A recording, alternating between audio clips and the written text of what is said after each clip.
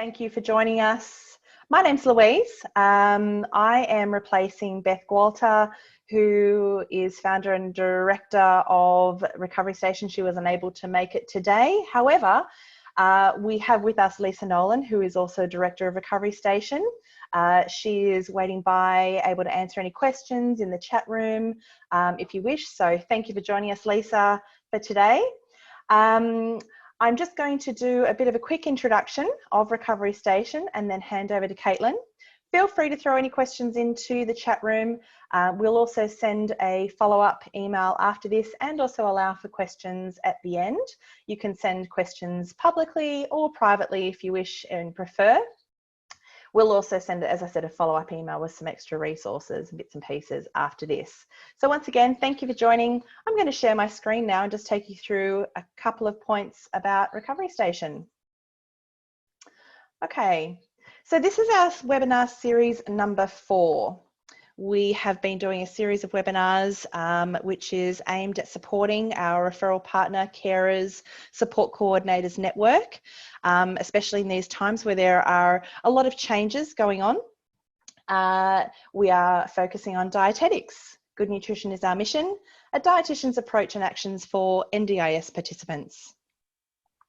So Beth, as I mentioned, is unable to make it. This is Caitlin, our senior dietitian, who will be presenting today. Thanks, Caitlin.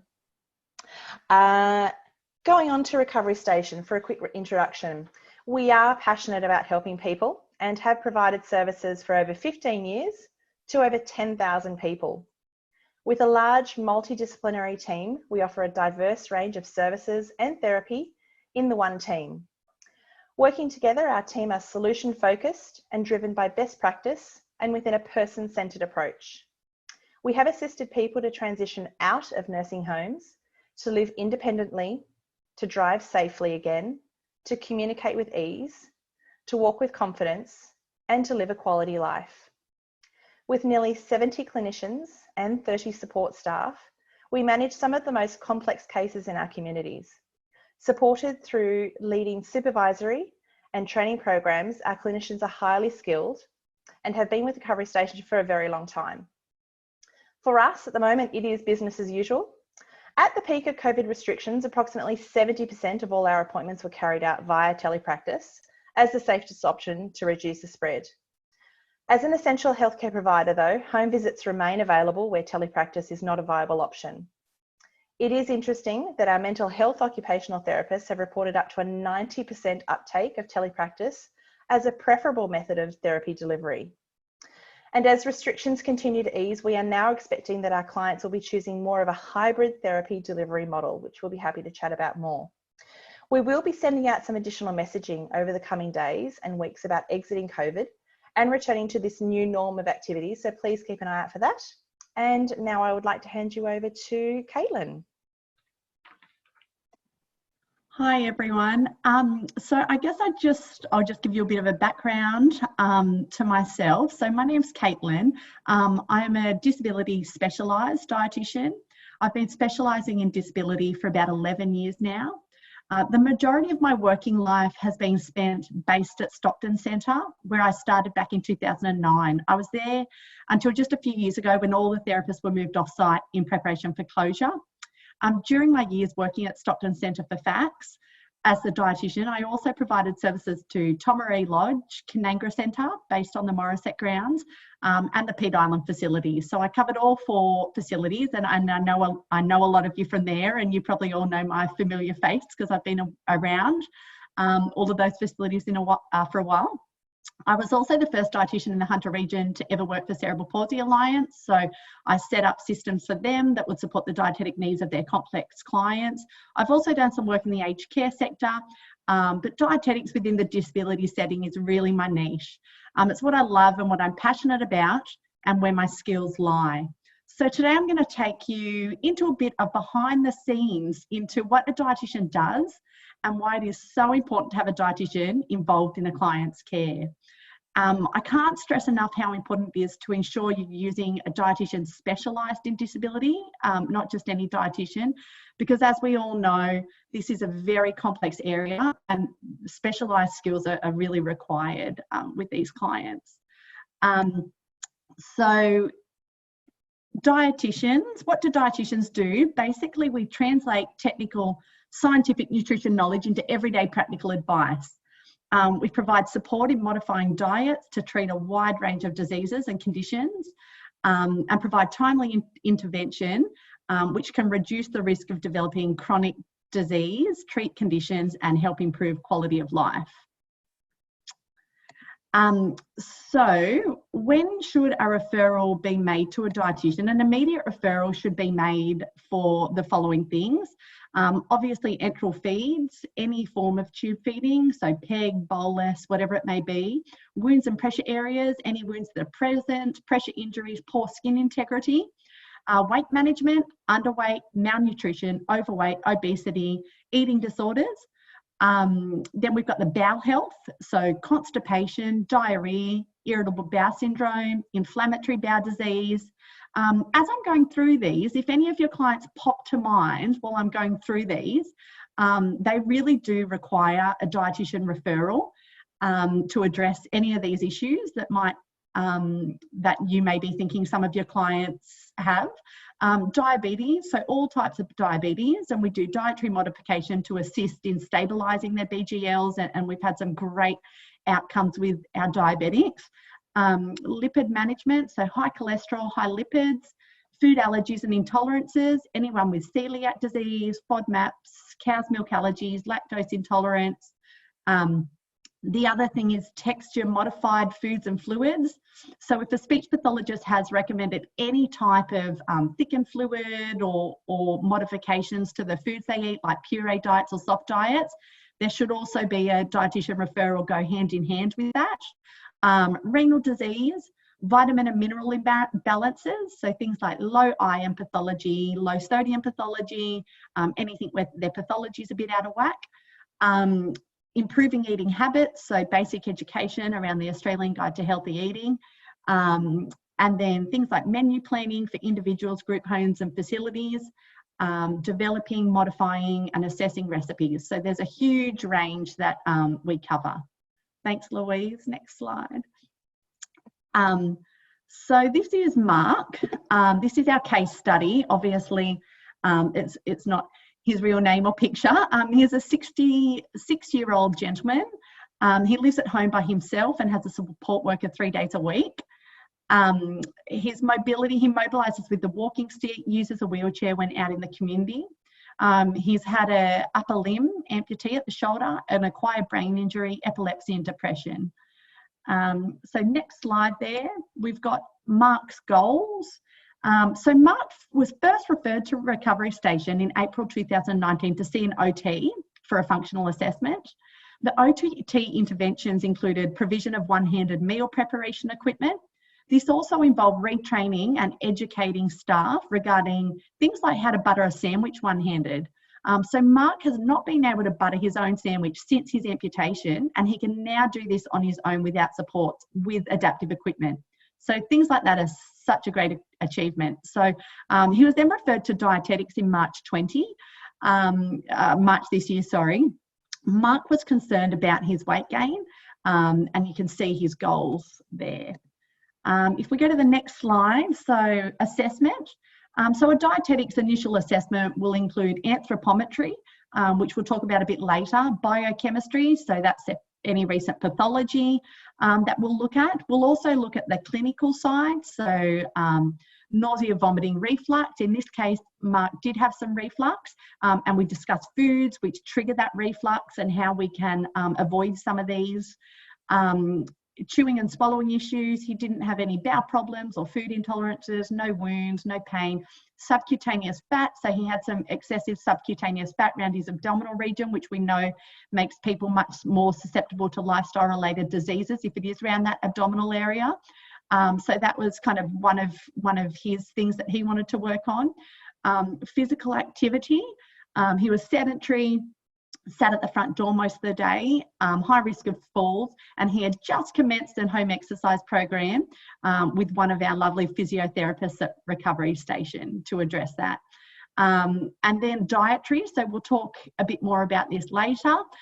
He was currently on cut up regular food, thin fluids. He had Meals on Wheels for 7 dinners a week. and the support worker prepares other food items for him. The support worker takes him grocery shopping, and Mark chooses what he wants to eat. In terms of alcohol, he had previously consumed about 6 275ml bottles of beer a night, and now he had cut back to 3. So if we look at the next slide, we'll focus on the anthropometric measures.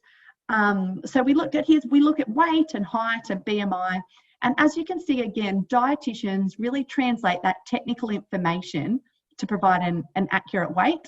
So in this case, because it was an amputation, we look at the percentage of body weight amputated and add this to their weight. So again, really translating this technical information into very simple things. So I've done a corrected weight there for him. So even though when we weighed him, his weight was in the 80s, but when we corrected it with that amputation, it was 90.3 kilos. Again, with the BMI, we're using a BMI for over 65s. Again, not many other people apart from dietitians would know the different BMI ranges and when we use them. So this particular, because he's over 65, that BMI range increases. So that's just a bit of a safety net, because the elderly may be prone to losing a bit more weight. So that healthy BMI range increases. If we go to the next slide, so that's dietary. So we have a good look at someone's food and fluid intake. We go through a typical day of what their oral intake would look like in a day. You can't see it too well, but it's basically just a brief, what he's having for breakfast, morning tea, lunch, and so on. So basically you can see there, he's having a lot of sweet biscuits and coffee with a lot of sugar in it, a fair few fatty deli meats, and numerous takeaway options a week. He was having dessert 7 nights a week. So Meals on Wheels delivers the meal and a dessert each night. He was having about 1 litre of soft drink a day and 3 beers a day. So there were some things there that he really wanted to improve, and that we could support him to improve. So if we go to the next slide, some recommendations. So he was in the overweight range. So we did chat about a reduction in overall calorie intake. And you can see some of those recommendations there that we chatted about. So reducing butter and margarine, exchanging some high sugar, high calorie options for lower calorie options. And we discussed what this might look like for him. Choosing some lower kilojoule drinks than your full soft drinks and full beers. Reduce fat dairy. We talked about portion sizes and serve sizes, and also provided him with some basic education around the Australian Guide to Healthy Eating, having a balanced diet, and how we should be eating from each of the food groups. Okay, if we go to the next slide, again, a recommendation. So we were looking at the overconsumption of soft drink and alcohol. Mark agreed to trial flavoured soda water in place of soft drink, and reducing his alcohol consumption. So I provided some education to Mark based on government guidelines around reducing alcohol intake further. So all of our recommendations are based on guidelines and research, and best practice. It's not just figures plucked from thin air. So as you can see, I know it's small again, but in the alcohol recommendations, I went through that with him, and again, they're government guidelines, and he was very receptive to that, which was great. If we go to the next one, the next thing we looked at was takeaway and fast foods, because he was having a fair few of these a week. So we provide some education around healthier takeaway options and reducing his fast food intake from 3 takeaway meals a week to 1 takeaway meal a week. And I provided some education around some healthier options. So again, it's fairly small there, but that's not the point to read through it all. It's just more the point to show you the type of education and practical everyday education that we're providing to the clients. So this is around, why don't you try these options at Crust Pizza, or these options at Subway, or, these are the better options if you're going to go to McDonald's or Hungry Jack's or KFC or Domino's or Red Rooster. These are the better options to choose from. So we really gave I really gave some education around that again, which he was really receptive to. And if we go to the next slide, Some more recommendations. So we talked about he was having inadequate fruit and vegetable intake. You could probably see on his diet history that we did, there weren't any fruit or veggies in there. So we discussed some fruits that Mark can prepare with one arm and which he enjoys, and how he can incorporate 2 serves a day. So again, it's very personalised advice. For Mark, it was looking at, again, fruits that he could prepare with one arm. We discussed increasing his vegetable intake and how we could do this, and how the support worker could help him to do this. So we decided that the support worker, he was really keen to try some veggie sticks cut up and dipped in some different dips, and the support worker was more than happy to cut those up for him and leave them in containers. So just looking at ways, personalised ways like that. And again, that really has flow-on effects. Things like increasing someone's fruit and veg intake will benefit their bowels, or benefit their gut health, and so many other areas. So education provided around the importance of having a balanced diet, with particular reference to the Australian Guide to Healthy Eating again. Mark agreed to having dessert on weekends only instead of every night. So instead of having dessert every night, the support worker was going to call Meal on Wheels and reduce that back to just getting the dessert sent for a treat on the weekends. And resources and ideas were provided around healthy snacks. So again, swapping out some of those high energy, high fat discretionary foods for some of those lower fat and lower energy foods. And there you can see, I know it's small, but again, just an example of the type of resources and education that we can provide to the clients. And there you can see some healthy snack ideas, all sorts. There's savoury snack ideas, there's sweet snack ideas. And again, he was really, thankful for that education and that knowledge increase, which he didn't have prior. If we go to the next slide, you can see here, I want to take you through what's involved in the development of a personalised meal plan. So for most clients, we'll often do up a meal plan for them. Dietitians are highly trained in translating that scientific information that occurs on the back end into a simple, easy to follow, personalised meal plan for a client. As you can see, here are 2 examples of what a meal plan may look like. Really simple.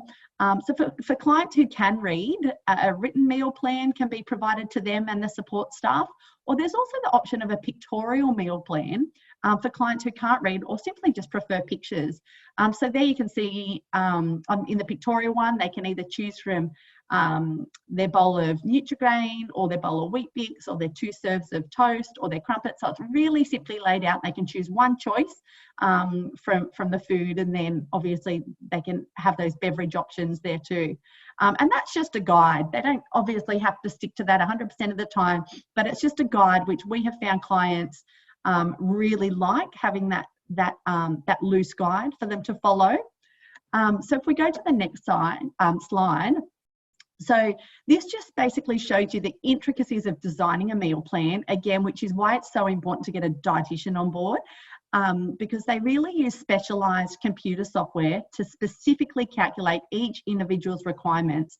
So as you can see, this is a very specific to each individual. It depends on their age, their weight, their activity level, and all those kind of things. So once we input this data, we move to the next step. So the next slide there, you can see what we call a food works analysis. So it's inputting all the foods and fluids at every meal and mid-meal. And this is designed around the participants' food preferences, dislikes, their likes, as well as what their current eating patterns are doing, and, basing it on that. So it really is very personalised. And so you can see there that we've put in all the foods and fluids that they're eating to check that this is meeting their requirements, and that we will get the results that we're both us and the client are aiming for. If we go to the next slide, we then get a specific breakdown of this meal plan and the way it meets their macro and micronutrients. So we don't just look at any energy requirements, we make sure that we're meeting all their nutritional requirements to ensure no nutritional deficiencies are developed over time, because sometimes, if they're not eating properly, there can be some deficiencies develop over time. And you can see that this dietary program has been designed for just that. So to meet all of the clients, you can see it's meeting all of their needs. You can see protein, thiamine, riboflavin, calcium, iron. So we design meal plans that meet their needs. So what you can see there is an energy deficit. So the only section that doesn't go up to 100% is on the energy. So this energy deficit has been designed to support this desired gradual sustained weight loss. So you can see that if we're meeting less than 100% of their energy requirements, then this will support gradual weight gain over time. So we're still meeting all of their macro and micronutrient requirements, but that energy deficit is there to support that gradual weight loss. If we go to the next slide, again, you can see that we're meeting fluid and fibre requirements, really essential to ensure hydration and bowel health. And so you can see those meal plans that I put up in the slide a few slides ago. It looks really, really simple for the client, but in actual fact, on the back end, it's very technical the way a dietitian has calculated that plan for that personalised for that client. If we move to the next slide, case study. So this is an example of a diabetic meal plan that I've made, so a diabetic personalised meal plan. Again, making meal plan look really simple. The dietitians calculated exactly how many carbohydrate exchanges are in each meal and at each mid-meal, and ensure it complies with the recommendation of 3 carbohydrate exchanges at main meals, 1 carbohydrate exchange at mid-meals, to get the best results with their blood glucose levels and ensure that they remain stable and we don't get hypos or hypers. And you can see in brackets the amount of carbohydrate in each meal, which is integral to be calculated for diabetics. If we go to the next slide, so I've always been a huge advocate for collaboration amongst the healthcare teams. It really takes a collaborative approach to get the best outcomes. This is what I really love about Recovery Station, is that it's what we call a one-stop shop, because it provides services from all the different health disciplines in one place. So in Mark's case, we had all of the above involved to support his care. So again, I've got on the slide that collaboration is the key to success. So we had the physiotherapist designing an exercise and physical activity program, home exercise program, which will walk hand in hand with Mark's goal to lose weight, because he was very sedentary, as I mentioned previously. We had the speech pathologist, so they're often involved in textures and consistencies, modifications of foods and fluids for the client's safety, as well as communication. Occupational therapist, so in this case you can see there were modifications to allow for easier meal prep and cooking, and there can also be a psychologist or mental health OT involved in changing behaviours around eating and drinking, and things like diversions with comfort eating, people who are a little more resistant to change, reducing alcohol intake. I've had some really good outcomes where we've collaborated and used kind of both of our knowledge to get the best results for a client. And if we move to the next one, this is another example of a wonderful resource we've developed for a participant in collaboration between the dietitian and the speech pathologist. It was basically a very thorough cookbook which meets the participant's dietary requirements as well as his texture and consistency modifications. So feedback from the care staff is that it's being used every day, and it's a fantastic resource for staff who are cooking meals for clients.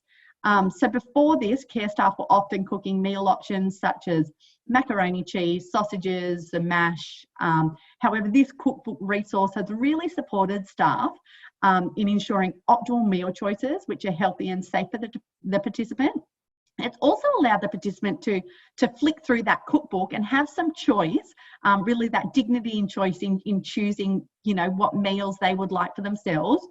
And with the knowledge that all the meals in there have been designed in conjunction between a dietitian and a speechy. So around the low-fat, healthy eating, in particular for this client, And then the speech pathologist has been involved in modifying the food textures and consistencies.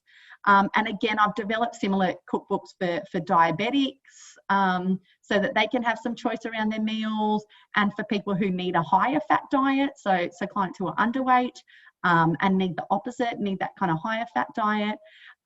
So yeah, that's just another way we can support clients. If we go to the next page, so staff training and education, so supporting staff to support participants basically. So dietitians provide staff training and education. It's really integral to ensure optimal delivery of dietary recommendations. Dietitians do a significant amount of staff training and education to upskill all levels of staff in their nutrition-related knowledge and participants' nutritional requirements, always for the goal of optimising the participants' health and supporting them the best we can. If we go to the next slide, so this is our last slide, and it's basically looking at dietitian outcomes. So just to name a few dietetic outcomes: achieving and maintaining a weight within the ideal range, whether that be wanting someone to put on weight or lose weight. So increased independence, improving mobility, food choices, food preparation skills, optimal management of tube feed regimes, fewer infections and resolution of wounds, pressure injuries, and more quickly than they would have resolved if they weren't on nutrition support. Better management of chronic diseases through development of therapeutic diets, improved bowel health, reduced mealtime assistance, and again, this really brings the cost savings for disability services down, and overall improved quality of life. So that's all from me. The next slide's just a bit of a thank you, and if there's any questions that have come throughout the presentation. Yeah. Just unmuting myself. Thank you so much, Caitlin, and you've done a brilliant job in staying on time and on track, keeping to our 30-minute super session that we are now making our webinars. Webinars are a lot out there. It's nice to have a very information-filled, packed session that you've just provided. Thank you. Well, as I mentioned at the start of this session, we will also be sending out a follow-up email that'll include Caitlin's bio, so you can have in hand a lot of Caitlin's very experienced, and there was a lot there to try and share about who she is and where she's been and what she's done. You may have a participant or two in mind that you may need to refer to her or inquire about. You've also got our contact details up there, 1300 588 851. So we have two intake people who would be receiving your inquiries. We've got Chantel, who looks after the Hunter and Upper Central Coast region, and Caroline, who looks after the Lower Central Coast and Sydney regions. So if you have particular regions or disciplines that you would like to inquire about, not just dietetics, but any of our other allied health professions, we've got bio pages that we can send you for the particular therapists for that region and that discipline that you might like to know a little bit more about. Thank you. As I said, also, we'll be sending out a newsletter. So if you haven't already signed up for our fortnightly therapist availability newsletter, we'll be sending that out later today. That it also includes other interest articles, and today's will include a video message from Amy Prosser, who is our Senior Occupational Therapist and Clinical Operations Manager. And she has some advice that she's providing to carers and support coordinators on how we are preparing and have already entered a post-COVID exit strategy and returning to a new norm for participants. And there are some things that we do need to be aware about and to be careful about, and we'd just like to be ahead of the curve to make sure that people are re-entering their activities and their communities safely, and that they're planning that in conjunction with their support models. So we are right on 11:30. Thank you very much for joining us. Lisa, if there have been any questions that I'm not aware of, let me know. No questions, but look, thank you both. It's been very informative, and it's been wonderful that everyone could participate today. Thank you very much for coming, and we'll be sharing this recorded video with you as well. Thank you. Thanks. Bye. Bye.